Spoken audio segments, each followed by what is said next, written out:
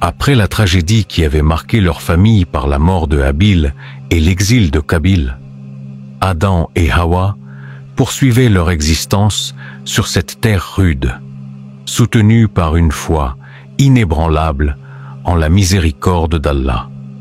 La douleur de la perte de leur fils pieux et la chute de leur aîné dans le péché avaient laissé un vide dans leur foyer.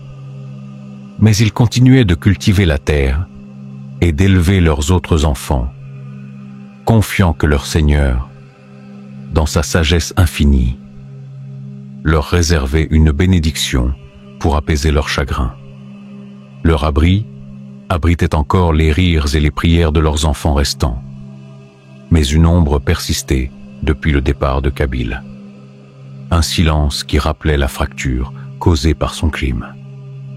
Adam labourait les champs avec les techniques apprises au fil des années, tandis que Hawa veillait sur les récoltes et perfectionnait les savoirs transmis par l'ange, chacun trouvant, dans le travail et la prière, un moyen de surmonter les épreuves passées.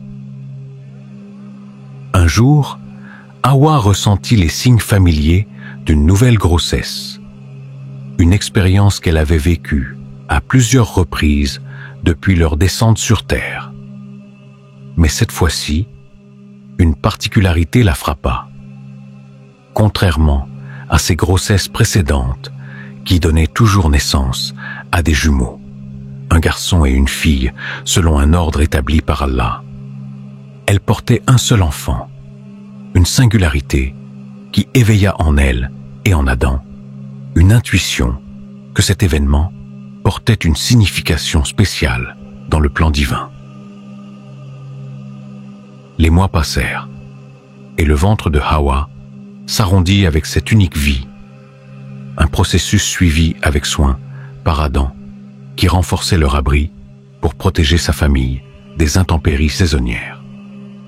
Hawa, malgré la fatigue croissante, ressentait une paix intérieure face à cette grossesse différente, une certitude que cet enfant serait une bénédiction envoyée par Allah pour renouveler leur espoir après les blessures infligées par la perte de Habil et l'errance de Qabil.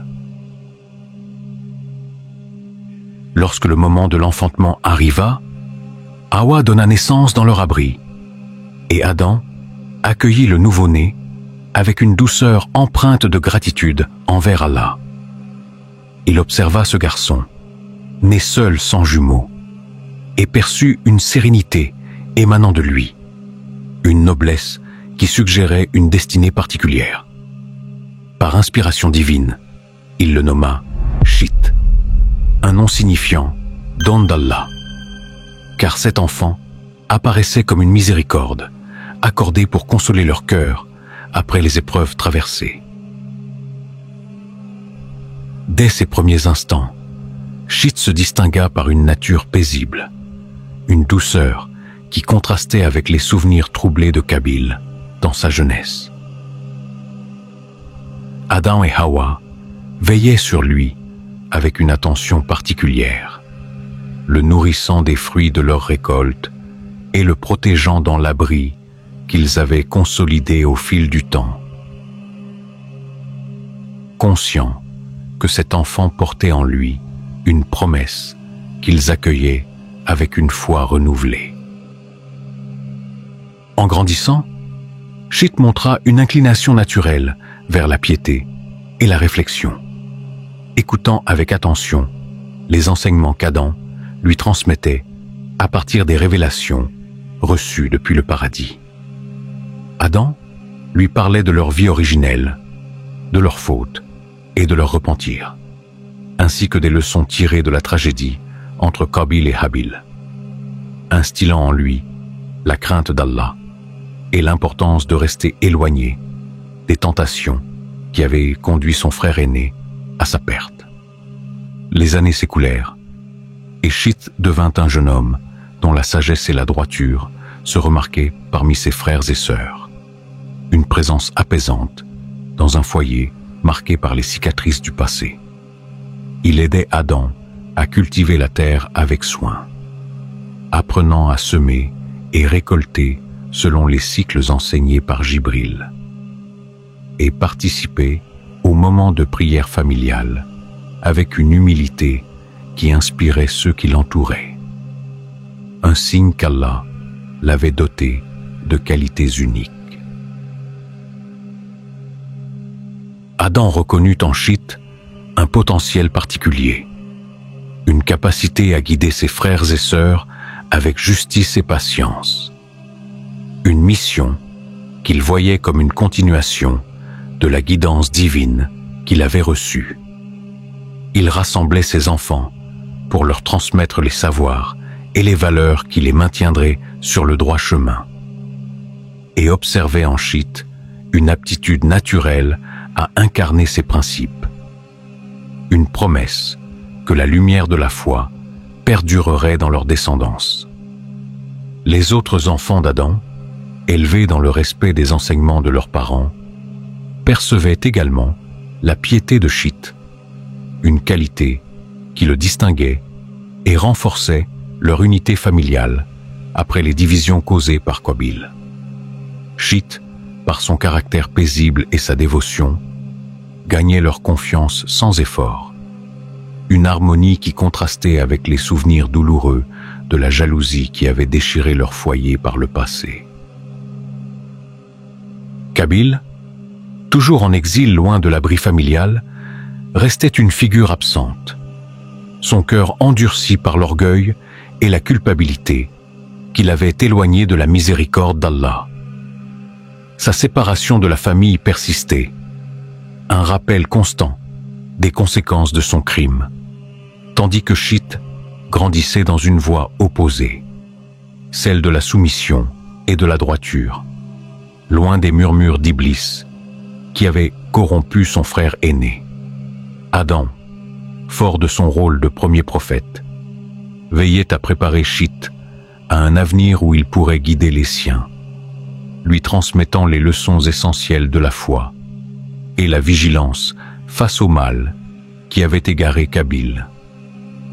Il lui enseignait la patience dans les épreuves, la justice dans les relations et la dépendance envers Allah, des principes qui devaient ancrer Chit dans une mission encore à venir, sous la protection divine. Allah, dans sa sagesse, accorda à Chit une intelligence et une pureté de cœur qui le distinguaient, des dons qui renforçaient son rôle au sein de la famille d'Adam et Hawa.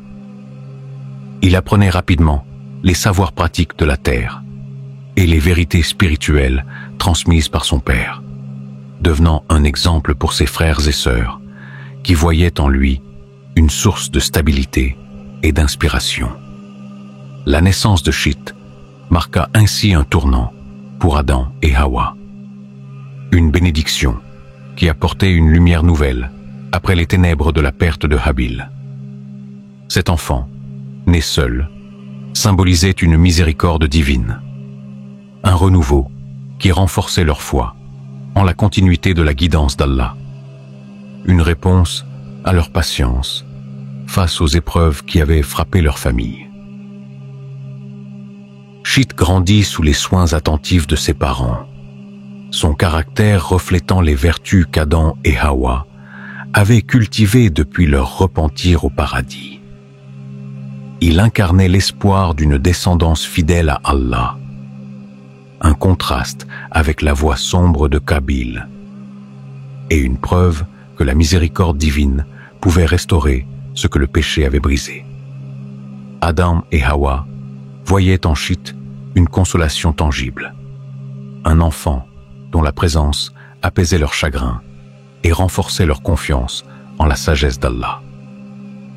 Sa piété naturelle et son humilité rappelaient les qualités de Habil, mais avec une force supplémentaire qui suggérait une destinée plus grande, un rôle que le temps révélerait sous la volonté divine. La famille d'Adam prospérait sous cette nouvelle dynamique, avec Chit jouant un rôle croissant dans les tâches quotidiennes et les moments de recueillement. Il aidait à entretenir les champs, à préserver les récoltes et à unir ses frères et sœurs dans l'adoration d'Allah, une harmonie qui témoignait de la bénédiction que sa naissance avait apportée. La venue de Chit écrivit une nouvelle page dans l'histoire de l'humanité, une étape marquée par la miséricorde d'Allah qui répondait au deuil d'Adam et Hawa. Il représentait une continuité de la foi après la tragédie, un lien entre les leçons du passé et un avenir où la guidance divine resterait présente parmi les fils d'Adam. Adam et Hawa, à travers Chit, voyaient se dessiner un héritage de droiture, une lignée qui contrastait avec l'errance de Qabil et portait l'espoir d'une communauté fidèle à Allah. Chit grandissait comme un pilier pour les siens, un enfant dont la vie rappelait que la patience et la piété étaient récompensées par la grâce divine, même après les plus grandes épreuves. Ainsi, Chit devint une lumière dans le foyer d'Adam et Hawa, un don d'Allah qui renforçait leur mission terrestre et préparait la voie pour la transmission de la guidance. Sa présence consolidait leur foi, prouvant que la miséricorde divine pouvait toujours triompher des blessures du péché. Une promesse vivante pour les générations à venir sous la volonté éternelle du Créateur.